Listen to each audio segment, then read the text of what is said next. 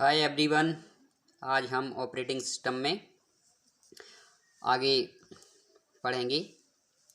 हमारा पिछले वीडियो में प्रोसेस स्टेट डायग्राम तक हो गया था। ठीक है, तो चलिए हम आगे पढ़ते हैं। तो देखिए, तो अब है यहाँ पे पैरामीटर ऑफ प्रोसेस। क्या होता है पैरामीटर ऑफ प्रोसेस? इसमें कुछ जो है पैरामीटर्स रहते हैं प्रोसेस को, ठीक है, मापने के। तो सबसे इम्पोर्टेंट कुछ पॉइंट हैं यहाँ पे, जिससे हम आगे चल के न्यूमेरिकल सॉल्व करेंगे उस पर सीपीयू शेड्यूलिंग में। तो देखिए, पहला है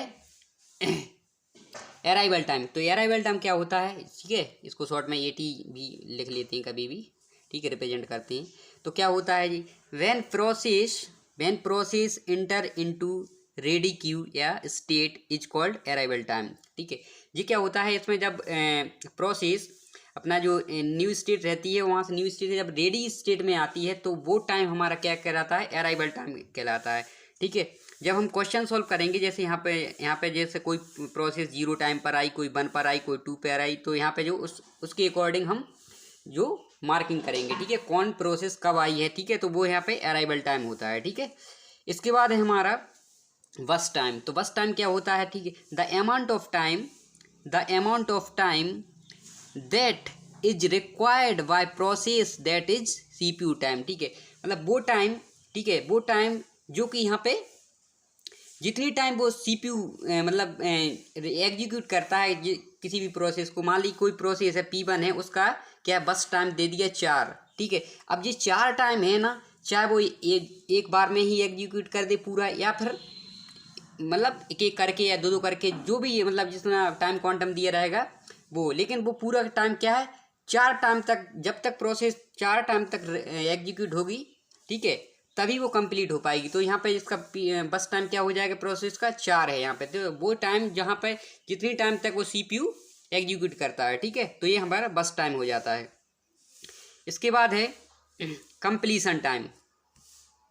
कंप्लीशन टाइम क्या होता है, कंप्लीशन टाइम होता है, ठीक है, क्या होता है, the time eight which process finish it. ठीक है, कंप्लीशन टाइम वो टाइम होता है जब कोई प्रोसेस रेडी क्यू में आती है, ठीक है, रेडी क्यू में आने के बाद वो रनिंग होती है, ठीक है, रन होने के बाद, या फिर मान लो यहाँ पर रनिंग के बाद दोबारा से रेडी में अभी आ सकती है।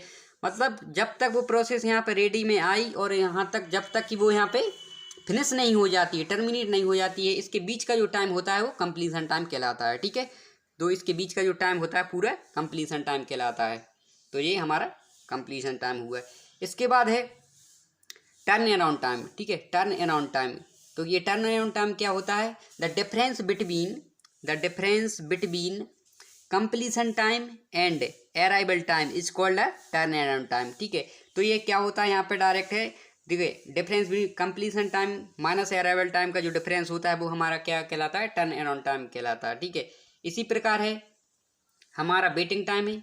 तो वेटिंग टाइम क्या कहलाएगा, द डिफरेंस बिटवीन, ठीक है, the difference between turn around time and burst time is called a waiting time. ठीक है, तो ये हमारा ये बस वेटिंग टाइम है, मतलब turn around time minus waiting time is called a turn around time minus बस टाइम इज कॉल्ड है, ठीक है, वेटिंग टाइम।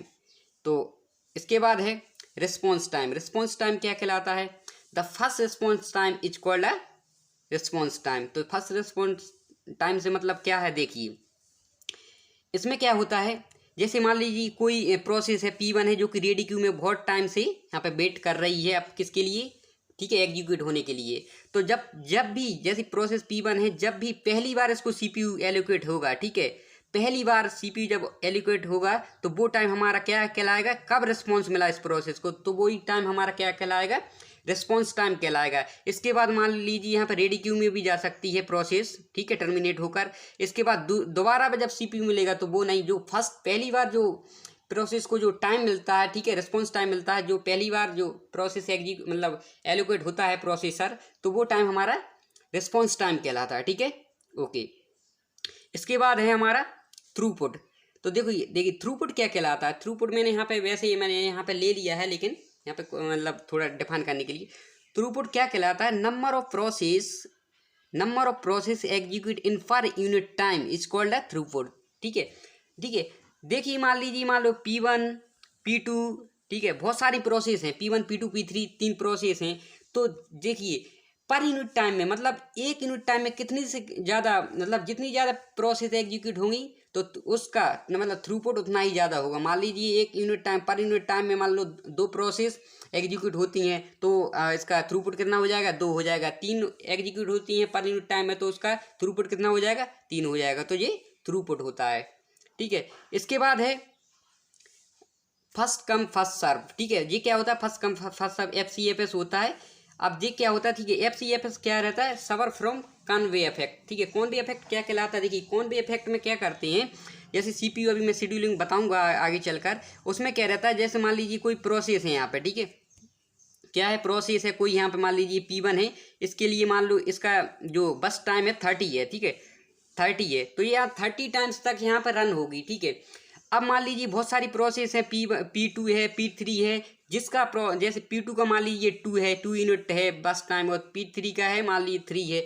तो मान लीजिए P1 ने पहले ही फर्स्ट कम फर्स्ट सर्व में क्या होता है, जो पहले आता है उसको CPU पहले दिया जाता है, ठीक है। मान लीजिए P1 ने ही अगर यहाँ पर क्या है CPU एलोकेट हो गया P1 को, तो वो क्या 30 टाइम तक चलेंगी, ठीक है, क्या चलेगी 30 टाइम तक चलेगी यहाँ पे प्रोसेस क्या P1, जब तक क्या P2 और P3 जिसका जो बस टाइम है बहुत ही कम है, दो, किसी का 2 है, किसी का 3 है, किसी का 4 है, ठीक है। तो ये क्या है हमारी ये जो जिसका कम टाइम है, ठीक है, रनिंग टाइम है, जो बस टाइम कम है, तो ये वेटिंग स्टेट में चली जाए, मतलब वेट करेंगी तब तक, ठीक है। तो यहाँ पर क्या है, ये कॉनवे इफेक्ट होता है। मान लीजिए यहाँ पे P1 को ना देकर हम P2 P3 और P4 को दे देते तो ये क्या पहले एग्जीक्यूट हो जाती, क्योंकि इनका टाइम बस टाइम कम है तो ये पहले एग्जीक्यूट हो जाती, जिससे हमारा क्या है जो थ्रूपुट है वो बढ़ जाता है, जिससे यहाँ पे एफिशिएंसी वगैरह सब मतलब इंक्रीज हो जाती है, ठीक है।